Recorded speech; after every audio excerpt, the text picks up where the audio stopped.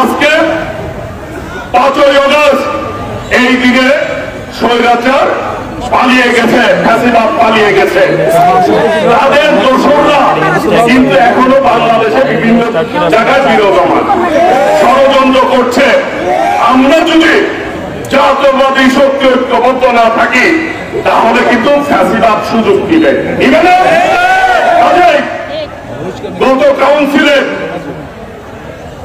আমাদের ভারপ্রাপ্ত চেয়ারম্যান দেশনায়ক তারেক রহমান বর্ধিত সভায় বলেছিল সুদৃঢ় ঐক্যই রুখে দিতে পারে সকল ষড়যন্ত্র। আমরা এই বাংলাদেশের সকল ষড়যন্ত্র যারা করছে তাদের বিরুদ্ধে আমরা ইনশাল্লাহ রুখে দাঁড়াবো। 14 সালে ভোট দেয় নাই, 18 সালে বাংলাদেশের জনগণ ভোট দেয় নাই, 24 সালে দিতে পারে নাই। কারণ ভোটকে ভয় পাইতো, জনগণের শক্তিকে ভয় পাইতো। কাজেই এই মুহূর্তে বাংলাদেশের মানুষ কি চায়, কি চায়, কি চায়? আপনারা নির্বাচন চান না সবাই? এই মুহূর্তে নির্বাচন নিয়েও ষড়যন্ত্র হচ্ছে।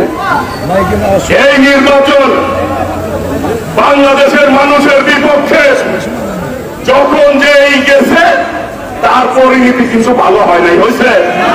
বিএনপি নেতা কর্মীরা গুম হয়েছে, অসংখ্য নেতা বন্ধুত্ব বরণ করছে, অসংখ্য নেতা জেলে নির্যাতন হয়েছে। এইখানে যারা উপস্থিত হয়েছেন প্রায় সকলের বিরুদ্ধেই মামলা হয়েছে।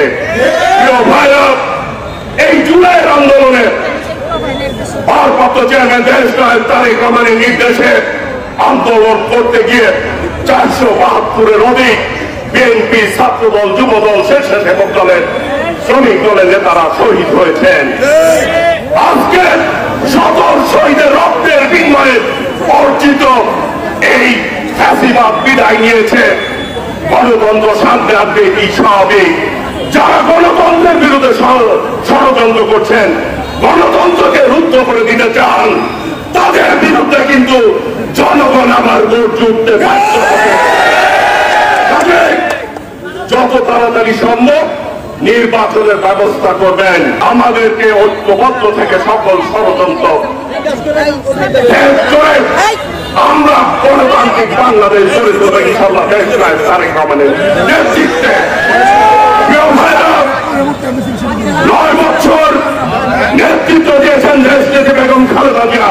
এটা নিয়ে একটি স্লোগান দিয়ে থাকেন, দিল্লি নয়, দিল্লি নয়, নয় অন্য কোন দেশ, সবার আগে এই নেত্রী আছে, নেত্রী আছে, সবাইকে হাত তুলে বলতে হবে নেত্রী আছে। ওই সেই নেত্রী খালেদা জিয়া, খালেদা জিয়া, স্বাধীনতার ঘোষক দিয়া,